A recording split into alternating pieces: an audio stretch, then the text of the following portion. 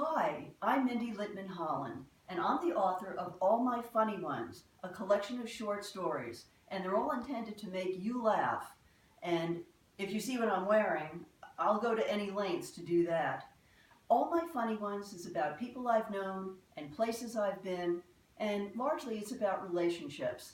And I'm going to read you a little excerpt from the book called Mama Does Marahoochie. But first, I'm going to put on my glasses because I can't see a damn thing without them. And I can't see a damn thing with them either, so this should be interesting. Mama Does Marahoochie. My big brother was always a major pothead. Back in the late 60s, he would come home from Penn State with his little pipe and tinfoil and spend hours sucking down turd-like pellets of black hash. At 16, I had smoked a little weed myself. But this opiated shit he was bringing home really knocked the garden variety stuff out of the park.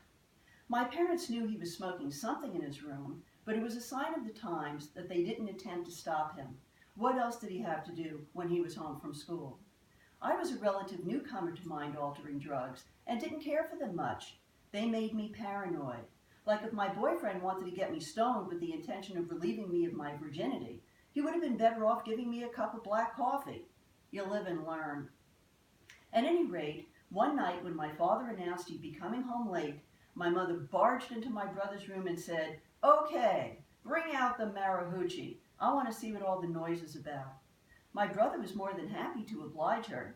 He didn't take into account that our mother was a chain smoker and therefore was the only one in the family who actually knew how to inhale. And inhale she did. She inhaled herself right to another planet. We gathered around the gray formica table in the narrow kitchen and watched my brother carefully install a glob of hash into the foil bowl of his pipe like he was performing brain surgery. He instructed my mother to hold the pipe in her mouth and inhale while he ignited the hash with his Bic. The air filled with the sweet smell of delirium, and it didn't take very long. This was some strong shit. My mother started to condemn herself immediately. With the first exhale came a spate of words.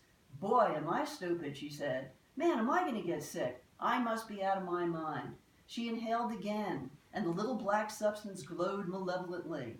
I kissed the pipe myself, and the corners of the room curled up. My mother was suddenly clinging to my shoulders like a child, saying, "I think I'm going to die." Well, we couldn't have that. How would we explain that to my father, who was probably on his way home on the Long Island Railroad at that moment? "I'm going to call 911, I announced. I even picked up the receiver. My brother, who was rolling around on the kitchen floor, said, "No, don't. You're bringing down my whole head." "I'll bring down your head all right," I said. "Mom is sick as a dog and you're worrying about losing your high?" I was the ultimate buzzkill that night. My mother, in the meantime, was on my brother's side. "Don't call anyone," she said. "We'll all get busted." Now that wouldn't be pretty.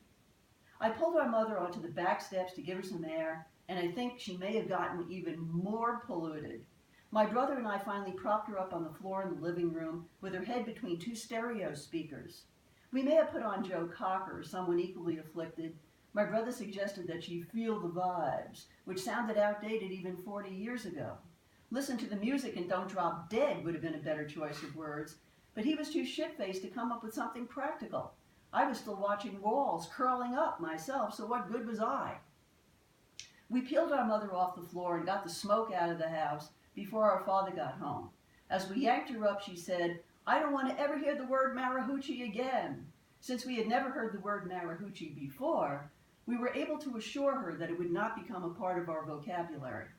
Our father came in exhausted as usual. He either didn't notice that his whole family was stoned off its ass, or he was too tired to care. He was hungry, but my mother wasn't a good cook under the best of circumstances. She could have fried up a Michelin tire, and he would have eaten it with a matzah. So my brother managed to make it back to college unscathed. However, a few days after he left, my father was driving me home from my job at the local X-rated movie theater for films that would be rated PG now, and said, "I understand you had a little party with your mother the other night." So the cat was out of the bag. Dad wasn't as clueless as he looked, but somehow the world continued to turn on its axis. My father gave me a little smile and said, "I come home late one night and my house becomes an opium den." Then he dropped the matter because Mom wasn't dead, She wasn't more addled than usual. My brother was back in school, and I was an innocent bystander, possibly with a little residual brain damage. Of course, my mother's dreams of becoming president were foiled, at least back in those days. Everything has a price. And speaking of which, All My Funny Ones is available on Amazon in Kindle and paperback form, and I hope you read it and laugh. Thank you.